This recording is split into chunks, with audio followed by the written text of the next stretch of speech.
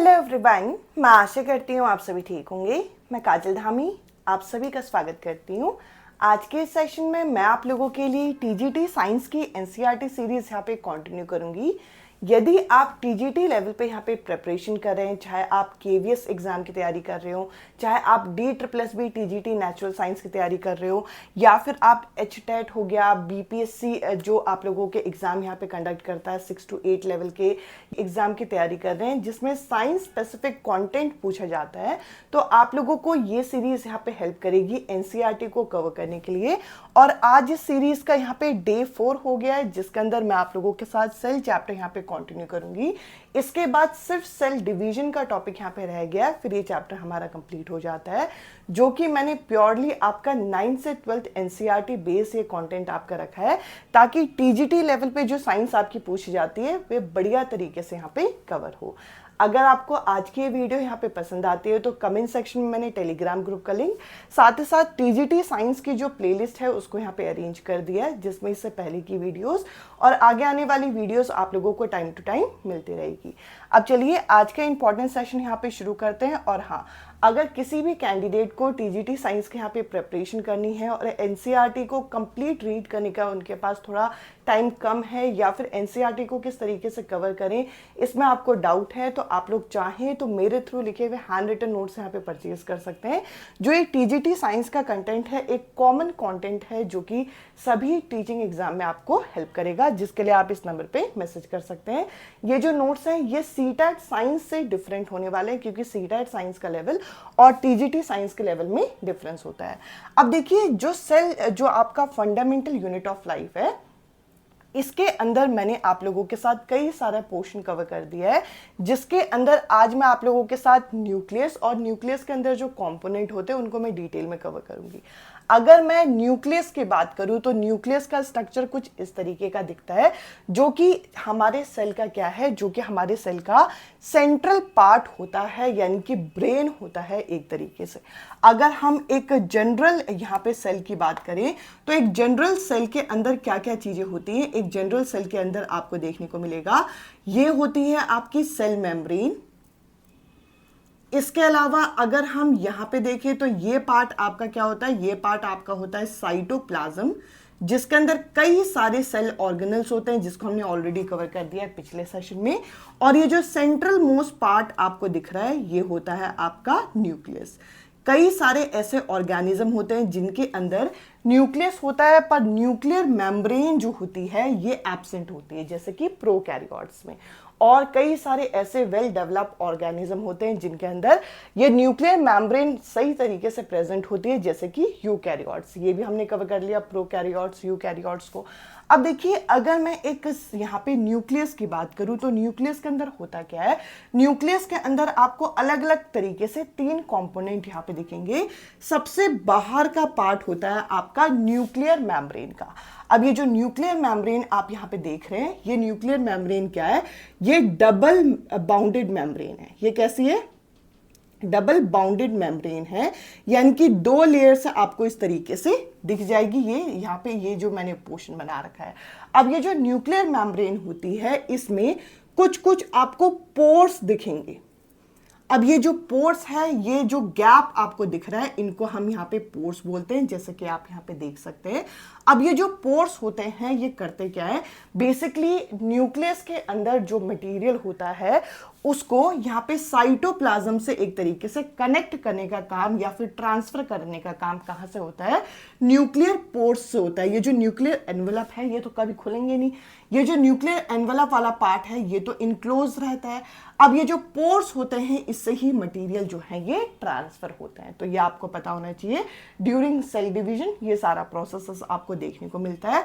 अब ये जो न्यूक्लियर मेम्ब्रेन है इसमें जो पोर्स हैं वो क्या कर रहे हैं, वो न्यूक्लियस को साइटोप्लाज्म से यहाँ पे कनेक्ट करने का काम कर रहे हैं। अब जैसे कि मैंने कहा कि सबसे पहले न्यूक्लियस के अंदर क्या होता है, न्यूक्लियर मेम्ब्रेन होते हैं जो कि बाहर की साइड है। अब अगर हम नेक्स्ट कंपोनेंट की बात करें तो वो क्या है, वो है न्यूक्लियोलस। अब यहाँ पे इसको अगर हम देखते हैं तो ये आपके न्यूक्लियस के अंदर कुछ इस तरीके से सर्कुलर पार्ट आपको यहाँ पे दिख जाएगा। ये आपका यहाँ पर करता क्या है, ये बेसिकली राइबोसोम को क्या करता है, प्रोड्यूस करना इसका प्राइमरी फंक्शन है।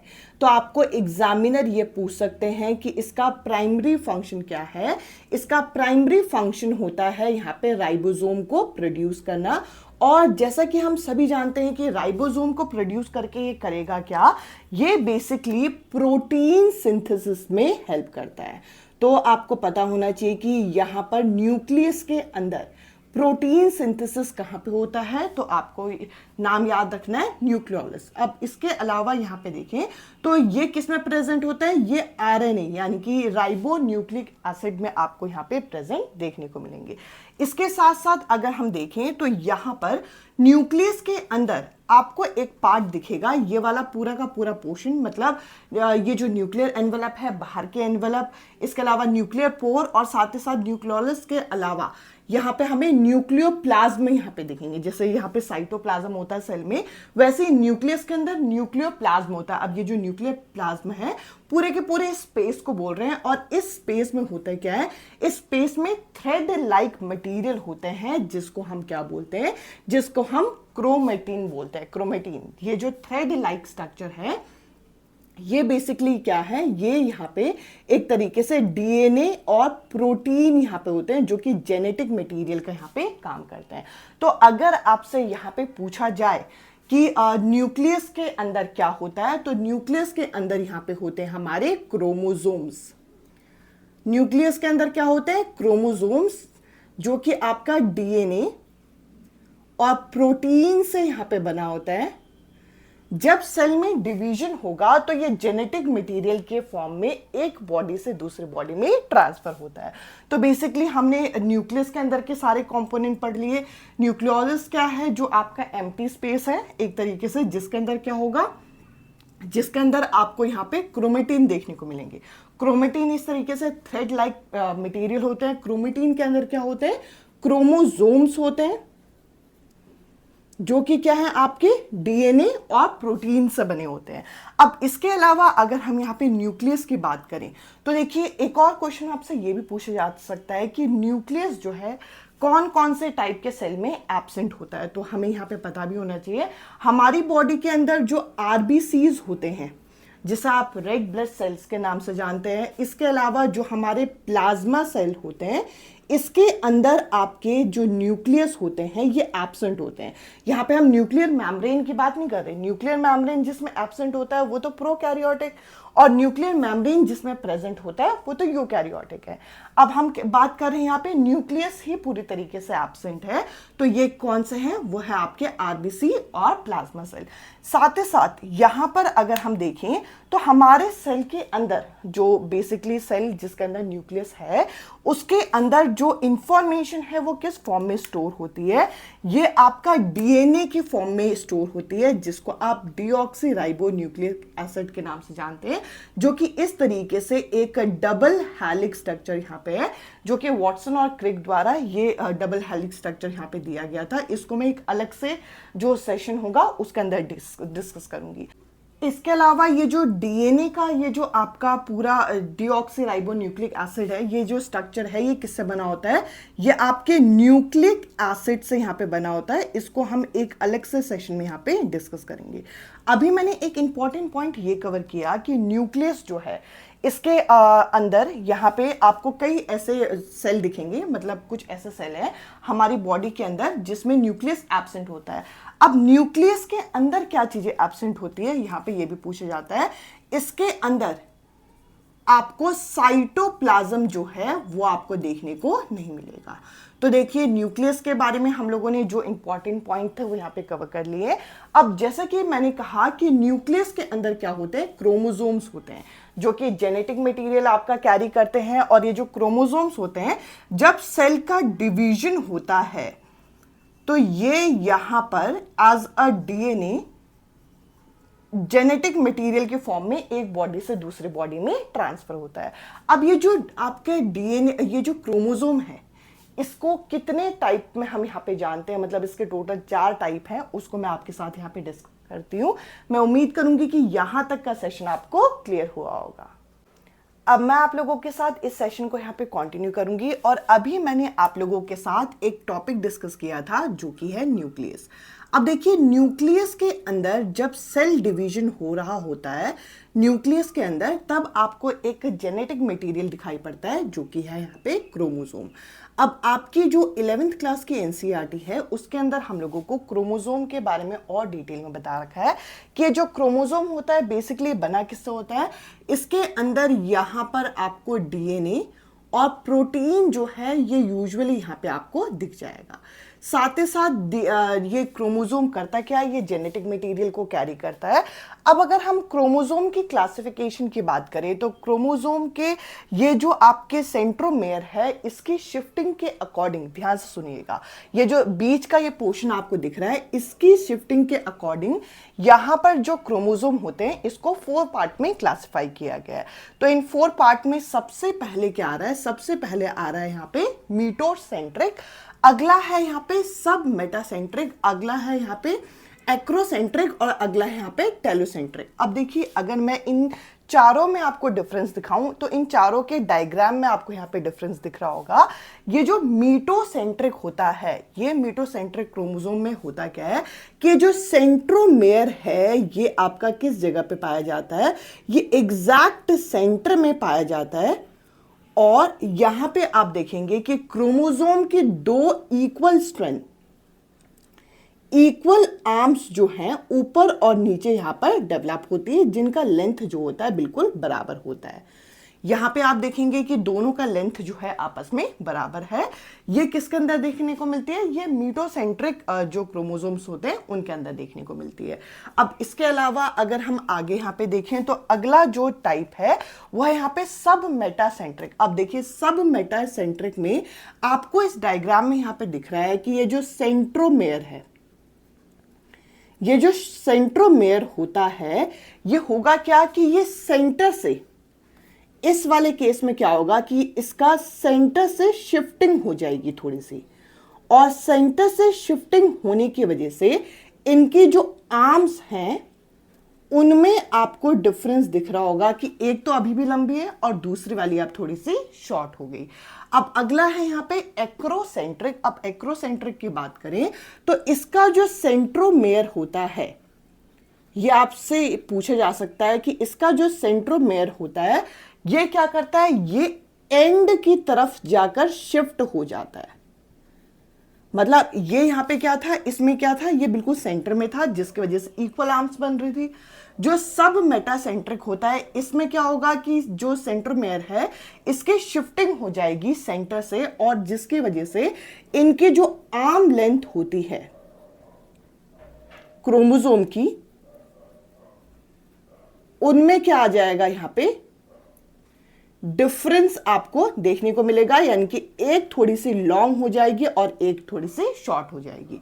अब नेक्स्ट जो आपके एक्रोसेंट्रिक होते हैं इसके अंदर क्या दिखेगा, ये जो सेंट्रोमेयर होगा ये सेंटर से एंड की तरफ शिफ्ट हो जाएगा, जिससे आपको एक मेजर डिफरेंस यहां पे दिखेगा लेंथ में।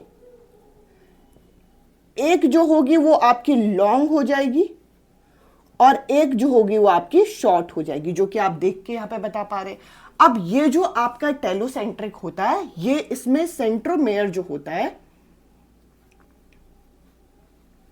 ये प्रॉपर आपके किस जगह पे होता है, ये प्रॉपर आपका टर्मिनल पोजीशन पे होता है, और टर्मिनल पोजीशन पे होने की वजह से एक साइड के स्ट्रैंड आपको दिखेंगे ही। तो इस तरीके से जो हमारे क्रोमोसोम्स होते हैं उनको क्लासिफाई किया गया 4 पार्ट्स में।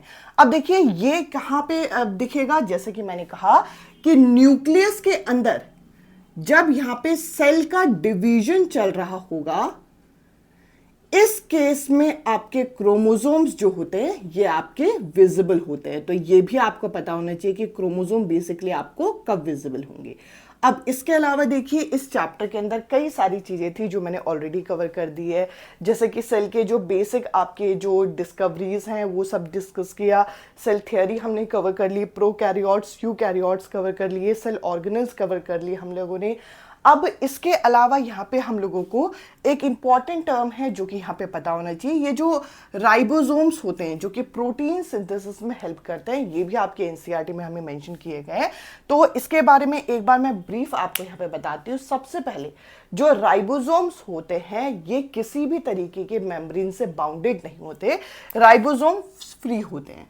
इसके अलावा यहाँ अगला पॉइंट ये है कि राइबोसोम्स में आपको यहाँ पे देखने को मिलेगा कि ये किससे बने होते हैं, ये आरएनए और प्रोटीन से बने होते हैं, राइबो न्यूक्लिक एसिड और प्रोटीन से बने होते हैं। साथ ही साथ आपके एग्जाम में जो इंपॉर्टेंट यहाँ पे पूछा जाता है वो ये पूछा जाता है कि दो तरीके के सेल्स आपके होते हैं, एक होता है यूकैरियोट्स और एक होता है प्रोकैरियोट। अब यूकैरियोट और प्रोकैरियोट में यहाँ पे पूछा जाता है कि किस टाइप के राइबोसोम यहाँ पे पाए जाते हैं। तो यहाँ पे आपके 80S यूनिट और यहाँ पे 70S यूनिट यहाँ पे जो राइबोसोम है वो पाया जाता है। वैसे तो मैंने प्रोकैरियोट और यूकैरियोट जब कवर किया था तब मैंने इस पॉइंट को ऑलरेडी कवर कर दिया था। अब देखिए इस चैप्टर में एक इंपॉर्टेंट आपका डिफरेंस रह गया जो कि हम लोगों को करना है, एक है प्लांट सेल और एक है एनिमल सेल। अब इसके साथ साथ इस चैप्टर में और क्या पोर्शन रह गया है, तो ये प्लांट सेल एनिमल सेल तो आज के इस सेशन में मैं कवर करूंगी। इसके अलावा जो आप लोगों का पूरा सेल चैप्टर है इसमें सेल डिवीजन किस तरीके से होती है ये हम पूरा डिटेल में एक अलग से मैं सेशन लूंगी ताकि आपको सेल डिवीजन का प्रोसेस समझ में आ जाए। उससे रिलेटेड अगर कोई भी क्वेश्चन आपके एग्जामिनर पूछते हैं तो आपको वो चीज क्लियर हो, उसके लिए एक सेपरेट सेशन लेने के बाद ये आपका चैप्टर पूरा कंप्लीट हो जाएगा। अब अगर मैं सबसे बेसिक एक डिफरेंस आप लोगों से पूछूं कि यहाँ पे प्लांट सेल और एनिमल सेल में सबसे बेसिक डिफरेंस क्या होता है, तो आप कहेंगे कि इसके अंदर जो सेल वॉल होती है ये आपकी क्या होती है, सेल वॉल यहाँ पे प्रेजेंट होती है। अब एनिमल सेल में अगर हम पूछें तो एनिमल सेल में सेल वॉल जो होगी ये आपकी एब्सेंट होती है। तो ये सबसे बेसिक डिफरेंस है। इसके अलावा इसके अंदर प्लास्टिड जो होता है एक ऐसा यहाँ पे सेल ऑर्गेनल जो कि फोटोसिंथेसिस में हेल्प करता है, ये इसके अंदर प्रेजेंट होता है। जबकि प्लास्टिड जो होगा वो यहां पर आपको देखने को मिलेगा कि इस जगह पर ये एब्सेंट होगा।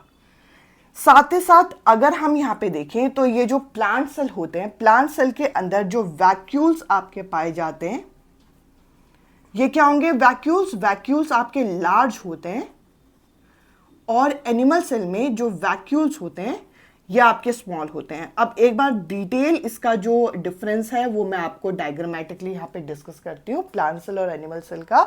उसके बाद कुछ प्रीवियस ईयर क्वेश्चन मैं यहाँ पे कवर करूंगी। आई होप आज के सेशन आपको यहाँ पे क्लियर हुआ होगा। इसके बाद प्रीवियस ईयर क्वेश्चन करने के बाद ये सेशन यहाँ पे वाइंड अप होगा। अगला बहुत इंपॉर्टेंट सेशन होने वाला है जिसमें मैं सेल डिवीजन का टॉपिक यहाँ पे डिस्कस करूंगी। उसके बाद हमारे बायो का टॉपिक यहाँ पे कंप्लीट हो जाएगा। अब मैं आप लोगों के साथ इस सेशन को यहाँ पे वाइंड अप करने से पहले प्लांट सेल और एनिमल सेल के बीच में जो मेजर डिफरेंस है वो यहाँ पे डिस्कस करूंगी। तो देखिए अगर हम डायग्रामेटिकली देखें तो यहाँ पे प्लांट सेल के अंदर आपको सबसे पहले तो यहाँ पे जो सेल वॉल है वो विजिबल हो रही है, जो चीज़ आपको एनिमल सेल में ये यहाँ पे मिसिंग होगी। तो सबसे पहला पॉइंट यही लिखा हुआ है कि प्लांट सेल में आपकी एक रिजिड सेल वॉल होती है जबकि एनिमल सेल में आपकी इरेगुलर शेप की या फिर नो सेल वॉल आपको यहाँ पे देखने को मिलती है। इसके अलावा अगर हम वैक्यूल की यहाँ पे बात करें तो वैक्यूल जो आपको यहाँ पर प्लांट सेल और एनिमल सेल में दिखेगा, वैक्यूल आप एनिमल सेल में देख सकते हैं, छोटा सा वैक्यूल आपको दिख रहा है।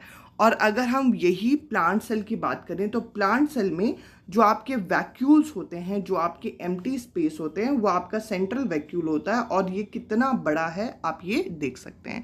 तो हम यहाँ पे देख सकते हैं कि जो अगला पॉइंट लिखा है प्लांट सेल में, इसमें एक लार्ज सेंट्रल वैक्यूल आपको देखने को मिलेगा। एनिमल सेल में इसमें कई सारे छोटे छोटे आपको जो वैक्यूल्स है वो देखने को मिलते हैं। इसके अलावा प्लांट सेल में प्लास्टिड होता है जो कि क्लोरोप्लास्ट यहाँ पे कंटेन करता है, जो कि इसे एक प्रॉपर्टी यहाँ पे देता है कि ये ऑटोट्रॉप्स है यानी कि फोटोसिंथेसिस कर सकता है। जबकि एनिमल सेल के अंदर यहाँ पे क्लोरोप्लास्ट यहाँ पे देखने को नहीं मिलता। इसके अलावा अगर हम प्लांट सेल की बात करें तो प्लांट सेल में आपके सेंट्रोसोम जो होते हैं वो लैक होते हैं। और अगर हम एनिमल सेल की बात करें तो एनिमल सेल में आपके यहाँ पे सेंट्रोसोम जो होते हैं वो प्रेजेंट होते हैं। एक इम्पॉर्टेंट पॉइंट है यहाँ पे आपको पता होना चाहिए, लाइसोसोम एक ऐसा सेल ऑर्गेनल है जो कि सुसाइडल बैग के नाम से भी जाना जाता है। एनिमल सेल में आपके लाइसोसोम यहाँ पे पाए जाते हैं, जबकि प्लांट सेल में अगर आप देखेंगे तो प्लांट सेल में आपके लाइसोसोम नहीं होते। तो ये मेजर डिफरेंस है जो आपको यहाँ पे इन दोनों के बीच में पता होना चाहिए। और डायग्रामेटिकली अगर आप इस चीज़ को याद रखेंगे तो आपको ये चीज़ लॉन्ग लास्टिंग याद रहेगी। अब अगला मैं कुछ क्वेश्चन यहाँ पे आप लोगों के सामने डिस्कस करूँगी ताकि ये टॉपिक हमारा अच्छे तरीके से वाइंड अप हो। जैसे कि सबसे पहला क्वेश्चन यहाँ पे जो मैं डिस्कस कर रही हूँ ये एचटेट के क्वेश्चन पेपर का है, जिसके अंदर पूछा गया है कि राइबोसोम जो होता है ये आपका किससे बना होता है। मैंने अभी आप लोगों के साथ इस टॉपिक को यहाँ पे डिस्कस किया था और मैंने बताया था राइबोसोम जो होता है ये आपका डीएनए से नहीं बना होता, तो ये आप ऑप्शन को कट कर सकते हैं। और साथ ही साथ अमीनो एसिड से भी नहीं बना होता, ये आपका किससे बना होता है, ये आपका आरएनए और प्रोटीन से ये आपका सिंथेसाइज होता है। आई होप ये क्वेश्चन तो बहुत डायरेक्ट था, आपको यहाँ पे क्लियर हुआ होगा। अब अगला अगर हम यहाँ पे क्वेश्चन देखें तो अगले क्वेश्चन को यहाँ पे हमने DSSB के पेपर से लिया हुआ है।